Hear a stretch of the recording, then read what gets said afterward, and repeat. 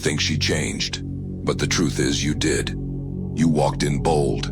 Now you flinch, hesitate, second guess, and she feels it. Because when a man stops leading, a woman starts surviving. When you step back, she steps up, not to rebel, to survive. She's wired to test the strength that's meant to cover her. And when that strength fades, so does her respect. Don't fall for it. Don't hand over your leadership and call it love. If you don't know how to lead a relationship, watch this. Before the woman God gave you starts leading you, she didn't step up because she wanted to. She stepped up because you stepped back. Not all at once, but slowly. You started with strength, clear, decisive, anchored. She felt safe in your presence because you carried weight. But somewhere along the way, you traded conviction for comfort. You started seeking approval, and the leadership she admired faded. Now she questions you, pushes back, feels distant, not because she's trying to control you, but because you've become hard to follow. You were never just her man, you were her covering. A man under God's authority, called to lead with clarity and protect with strength. You weren't just there to make her happy, you were there to make her feel safe. That's what Adam failed to do. When the serpent spoke, he went silent, and Eve fell, because Adam refused to stand. And that silence still echoes in men today. Every time a man goes quiet, his woman gets louder, not out of rebellion, but because you left the post. This isn't about dominance, it's about stewardship. You were given a role by God, to guard, to guide, to cover.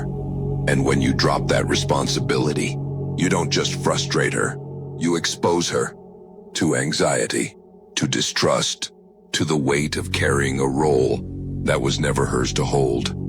And the more she carries, the harder she becomes, not because she's difficult, but because she's unprotected. So if you feel the shift, don't just ask, did I stop leading? Ask, did I stop covering? Because if she's leading now, it's not just a relationship issue, it's a spiritual one. Picture this, she's not yelling, she's sighing, getting quieter. Not because she's peaceful, but because she's exhausted. From leading, from guessing, from carrying what was never hers to carry. You didn't lose leadership in a fight, you lost it in a slow drift. Not with a collapse, but with quiet compromises that looked like peace and felt like love. But they weren't. You gave up ground one soft yes at a time, one avoided argument, one unspoken truth, one decision you let her make, not because it was wise, but because it was easier. You told yourself it was maturity, patience, love, but what it really was fear in disguise. And here's the truth, God didn't give you that fear. He gave you power, love, a sound mind. So if you feel fear, then ask yourself, who gave you that spirit? Because it didn't come from heaven. Fear will make you fold. Fear will make you passive. Fear will make you call surrender peace and silence leadership. And that fear made you predictable. She figured it out fast. How to tilt your decisions. How to bend your will. How to get her way without raising her voice. And here's what hurts most. She didn't even have to ask for control. You gave it to her voluntarily. Not because she demanded it, but because you stopped standing on what mattered. You started shaping your values around her moods. You adjusted your direction based on her emotions. And with each adjustment, you trained her to lead. You taught her that your conviction was negotiable and that your leadership had a price. That's not love. That's quiet surrender dressed in emotional sensitivity. And most men live there, passive, confused, thinking they're keeping the peace, when really, they've just stopped leading. Look in the mirror. When did you stop saying what you believe? When did you start asking for permission to do what you once did boldly? Don't be that man. Most guys compromise their values just to avoid friction, but you weren't built for comfort. You were built for clarity.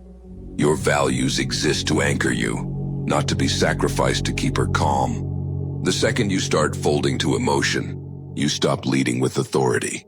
And the more you give, the more she resents you for being weak enough to do it. Because deep down, she doesn't want control. She wants a man strong enough not to hand it over.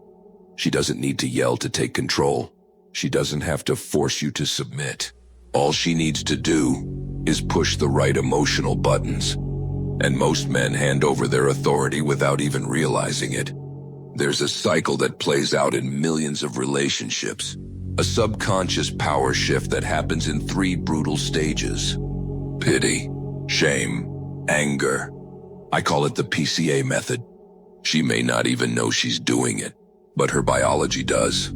Because female nature is wired to test male strength, especially when that strength starts to slip. Stage 1, pity. It starts with subtle emotional distress. I just feel like you don't care anymore. I was really looking forward to tonight, but it's fine. I guess I just don't matter as much as your friends. It's not a command. It's not even an argument. It's a trap. Because if you bite, you abandon your judgment to fix her feelings. You cancel plans, change decisions, give up ground to prove you care. But it's not love. It's manipulation dressed as vulnerability. And once she sees it works, you've trained her to use it again. Stage 2, shame. If pity doesn't work, she escalates. Now it's not just disappointment, it's a character attack. A real man would want to make his woman happy. Maybe you're not ready for something serious. Other guys wouldn't act like this. Now she's not just reacting, she's questioning your identity. This is spiritual warfare aimed at your core. Because when a man feels ashamed, he'll surrender anything just to feel worthy again. Stage 3, anger. If shame doesn't work, she brings the Cold War. Silent treatment, withdrawal, distance, passive-aggressive behavior. She doesn't explode, she withholds. And that discomfort breaks most men, because we're wired to fix, to restore peace, to earn affection. But here's the truth. She's not your enemy, but if you don't recognize this cycle, you'll treat her emotions like commands. And every time you adjust your behavior to avoid her emotional response, you train yourself to lead from fear. That's not love. That's bondage. She may not even be aware she's doing this. Again, this is female nature at its core. But it's not her job to break the cycle. It's yours. Not by reacting to her emotions, not by folding to yours, but by standing on truth, by anchoring yourself in God-given values that don't bend under pressure. Because that's what leadership looks like. And if you don't lead with truth, you will be led by emotion. Her emotions are not the problem. Your reaction to them is, most men don't know what to do when she storms. So they either fold, explode, or disappear. That's not leadership. That's emotional codependency. You were never called to match her chaos. You were called to anchor it. Imagine this. She's the wind. You're the anchor. She's allowed to swirl, but if you start spinning too, the whole ship sinks. When she's cold, you stay calm. When she's emotional, you stay grounded. When she's testing, you stay true. Not because you're heartless, but because your decisions are rooted in truth, not moods. That's what spiritual leadership looks like. Most guys think keeping her happy is their job. It's not. Your job is to follow God and lead her from that place. Sometimes that means upsetting her, disagreeing, saying no, not to dominate, but to protect what's right. A woman doesn't want a man who gets dragged into her storm. She wants a man who can walk through it without getting soaked. A man who knows who he is. A man who leads with clarity, even when everything around him is loud, emotional, and unstable. That's what makes her feel safe. Not your agreement, not your softness, not your apologies, your stability. And that's the difference between immature love and godly leadership. Immature love reacts. Godly leadership anchors. Immature love avoids conflict. Godly leadership walks through it with truth and authority. Immature love chases her emotions. Godly leadership carries her through them. If you lose yourself every time she gets emotional, you're not a leader. You're just another slave to feelings, hers or yours. But if you can stay planted in truth, keep your tone steady, and make decisions from conviction, you'll earn something deeper than obedience. You'll earn her trust. You weren't called to be passive. You weren't designed to tiptoe around emotion. You were built to lead, to carry weight, to walk in truth, even when it costs you comfort. That's why this matters. Because when you lead with truth, when you stop folding, stop performing, stop handing over your authority to emotion, everything changes. She stops challenging every move, because now she trusts your direction. She stops mothering you, because now you're standing like a man. She stops testing, because now she can feel your strength. And here's what female nature does when a man leads. She doesn't resist. She relaxes. Her voice softens. Her energy shifts. Her spirit follows. Not because you forced her, but because you finally gave her something solid to follow. Feminine nature was never built to lead. It was built to respond to real leadership. When you bring clarity, she brings nurture. When you hold steady, she can finally soften. When you stop reacting, she stops defending and starts trusting. And the woman who once felt like a storm becomes your peace. Not because you silenced her, but because your presence gave her room to return to what she was made for. Femininity. That's the reward. Not control, not domination, but alignment.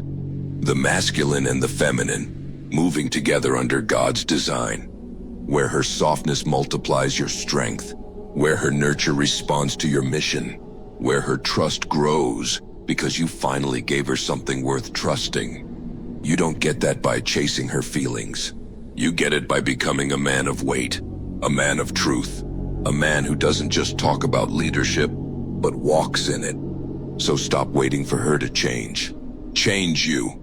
Become the man God called you to be, and watch how the woman responds, not with resistance, but with reverence. Don't be like most men. Don't repeat what Adam did. So stop folding. Stop reacting. Start leading. Lead her with truth. Cover her with strength. And never hand over your authority to emotion. Hit like. Drop a comment. Send this to a brother who's shrinking in silence. And subscribe for more unfiltered truth like this.